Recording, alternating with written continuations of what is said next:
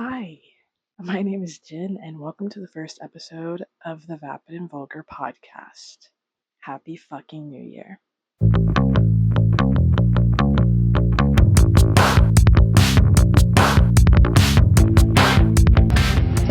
Better. Welcome to the show. My room is a mess. It's late at night. My wig is stiff, but I'm very grateful. I'm feeling very grateful to be here. I've actually had a pretty good day. There's a lot to be grateful for. So thank you for being here and listening to me or watching me. Today we're going to be talking about Glee. Why Glee, you might ask? Well, this is why. This is why. This is who I am. Do you know how hard I have to rally when I put something like this on? By the way, if you're just listening to this, I did just have a costume change. I am now wearing a Glee hoodie, and I did get this when I was like 12 years old. Like I said, I have to rally to put this on. It's a little bit ridiculous. Yeah, that is why we're doing Glee as the first episode. I think Glee also represents this show, the show that I'm trying to make, pretty well. It's pretty obnoxious and annoying, and it's about embracing all of that because somewhere down the line, they can be your strength. You know, don't stop believing and, the things that, it's special because you're in it, period. And so I thought it would only be appropriate to start at my humble stand, annoying beginnings. I think it's only right. This show is about embracing who you are, even if you're the fucking worst, which brings me to my next point. Ryan Murphy, you're going to hell. Yeah. Yeah, no, yeah, for sure. No, yeah. We'll get back to that. I have my reasons for saying what I'm saying. If you haven't seen Glee at this point, like if you haven't already seen it, don't watch it. Don't recommend it. I love that show. It's my favorite. It's the worst thing I've ever seen in my life. I do say, maybe I'm sitting on a suitcase right now, so it just buckled a little bit. Glee is like The Boys if The Boys was on network television and about singing, dancing high schoolers. And I know that's like if, you know, my grandmother like were a ham sandwich, she'd be a bicycle. Wait, that's definitely not it. Okay. I started watching Glee when I was about to go to middle school, and my mom actually was the one who put me onto Glee. Can you believe it? You guys don't know my mom, so probably easy for you to believe. It's pretty unbelievable if you actually know the show. My mom would never, ever. But she saw it on TV one time when she was cleaning. She probably literally looked at that TV for like 2.5 seconds when they were doing a musical number and then never looked at the TV again. My point is that Glee helped me through a really dark time, and it was the only thing I looked forward to for a while, so it means a lot to me. And the real life cast members, unfortunately, I got really parasocial with them, so they mean a lot to me too.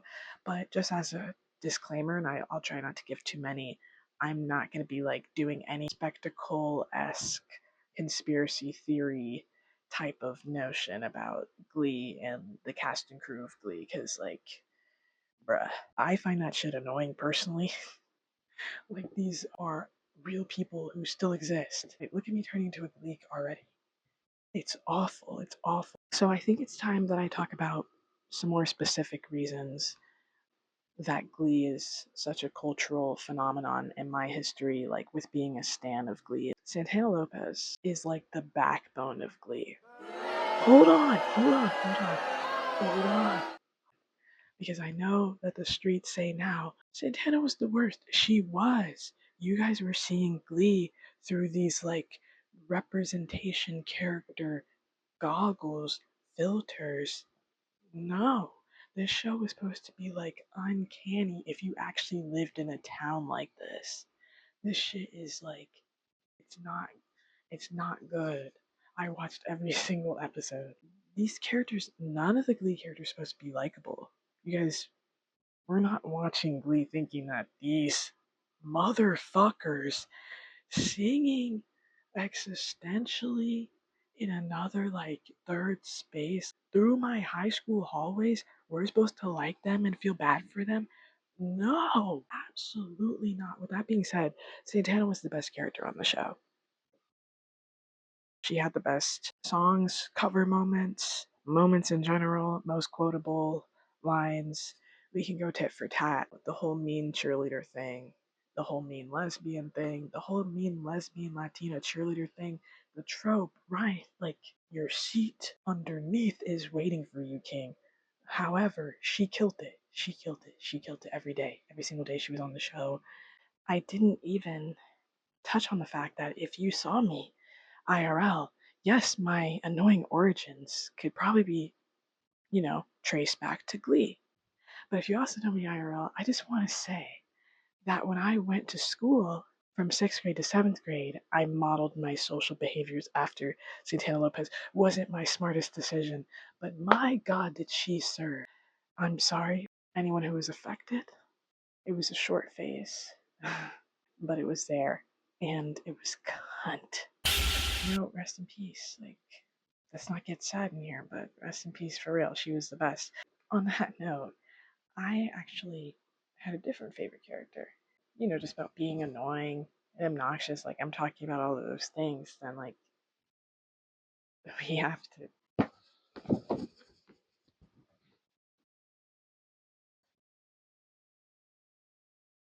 Can you see my drip? Anyway, I don't know. Can you see the shirt? It's probably not the best angle on camera, but bow, bow. What does it even say? I stopped gelling my hair. I even stopped wearing bow ties. Hey, it's me. It's Blaine. So, my sister got this for me for Christmas this year. I look like an Oreo ambassador right now. So, yeah, my favorite character was Blaine. I did dress like him in middle school. If you knew me back then, you didn't see me. I did have a decade long crush on Darren Chris. This is just becoming like me in a Gleek confessional right now. Blaine was the best. Like, he was. He was like Rachel with a clean slate. He could do no wrong. And then they tried to write in his character that he cheated on Kirk as if that's realistic when it's more realistic for the person who just moved to New York where there's fine shit on every block to just go fuck around and find out. That shit didn't make any sense. That was some Daenerys level bullshit on one of my favorite characters' parts. Shout out Blaine, shout out Daenerys. If you can imagine how annoying that was, if you're a Gleek, me being a clean shipper might also give you some insight into how annoying I was. Heated rivalry. No, bullying Ryan Murphy on Twitter until he makes your gay ship make out in the back of a car. What? Like, this Fujoshi shit is not new. It's really not new. And on that note, Britannia was dry. I know I just talked so highly about Santana, and a big part of her character was her bringing lesbian relationships to the forefront in high school, in youth, in that way, in, the same, like, spectrum that Clean was on. But Britannia was forced and dry. You know what we really should have had? Now go with me. Please work with me. If you're a Gleek, use your brain and work with me. If we're talking about making things interesting, the Glee Club, they're all messing with each other, right? That's the thing. Bisexual Rachel could have fixed every problem in this universe. The Barry. Oh my god, she wants Finn. No, she want Quinn too. She want them both. And they want each other. It's Fleetwood Mac. And then Rachel and Santana in New York. Rivals. Beefing. Enemies to lovers. Something with some sauce on it. Something. So emotional. Possibly one of the best duets on Glee. Rachel, Santana. Evil versus eviler. You decide. Cunt. That should have been a Pezberry relationship confession type of duet like Landslide was for Britannia.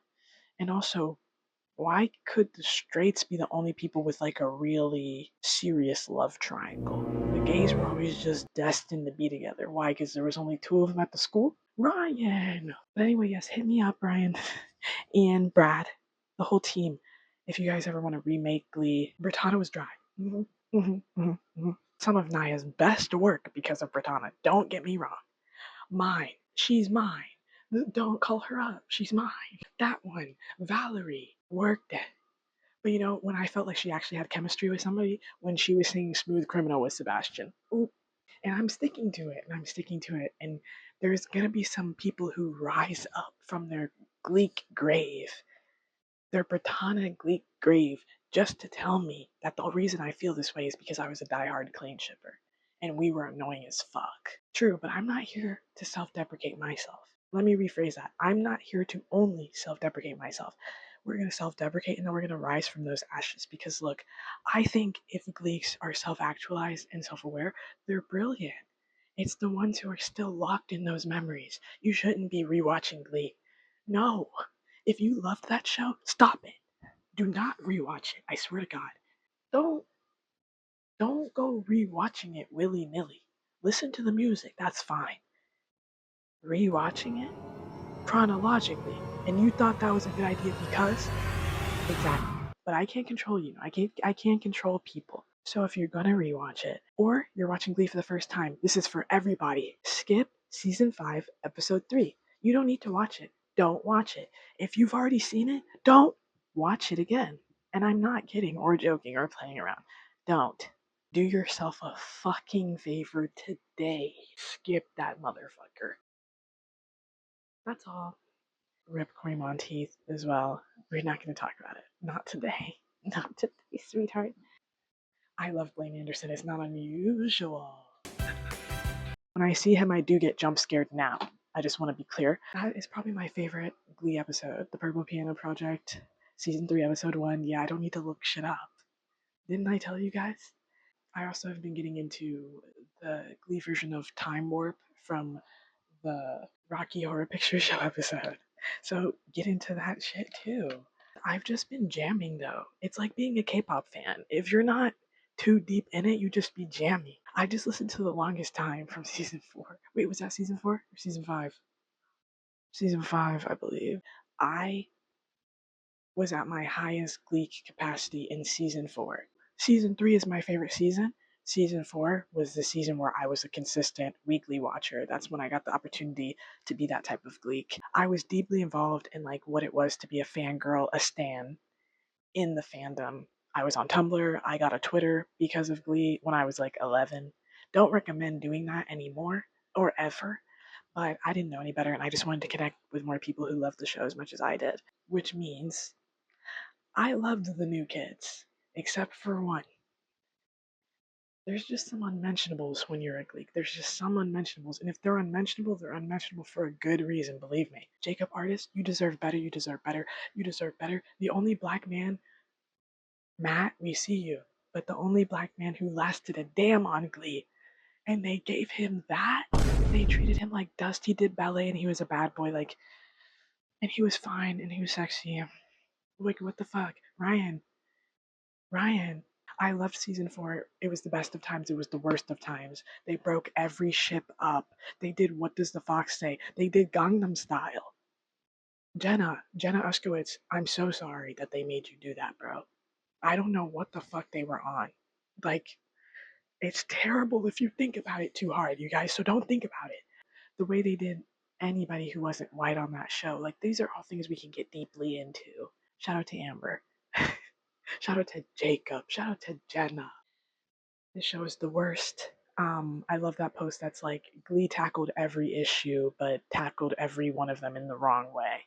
That's the best. So we're gonna wrap this up. If you're a Gleek out there, you're the people I want to talk to about this. I knew that when I was going to make this my first ever video that I wasn't going to get to everything, especially something as expansive as Glee. There's 6 seasons. There's over 600 songs or something crazy like that. There's so many characters, so many connections, so many things to talk about. So I will probably talk about Glee if anyone asks me to. Like, it doesn't even have to be on camera or anything. I'll just talk about it, I swear. I will be willing to, make more episodes specifically tailored to Glee. There's so much more that I feel like this show like could have been great for, not high schoolers. Why does every show have to be high school? Glee would have worked perfectly if it was community college. So in that note, Ryan Murphy, hell You're there. No, for sure. Small towns. People who go to high school and go to community college, they stay in their small town. You don't have to make it high school. Adults also don't leave their small towns.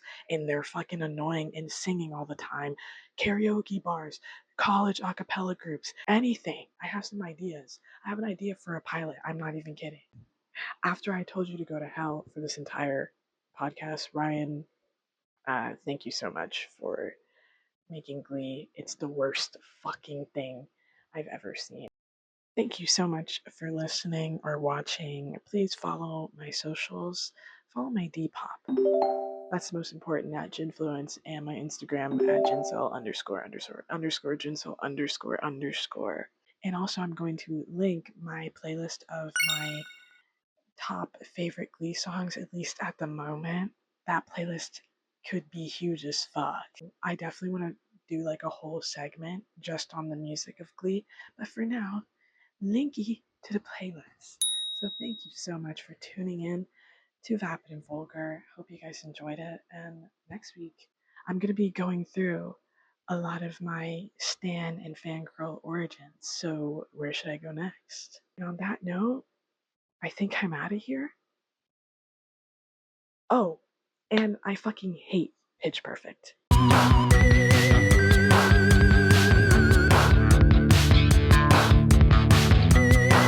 Happy fucking New Year.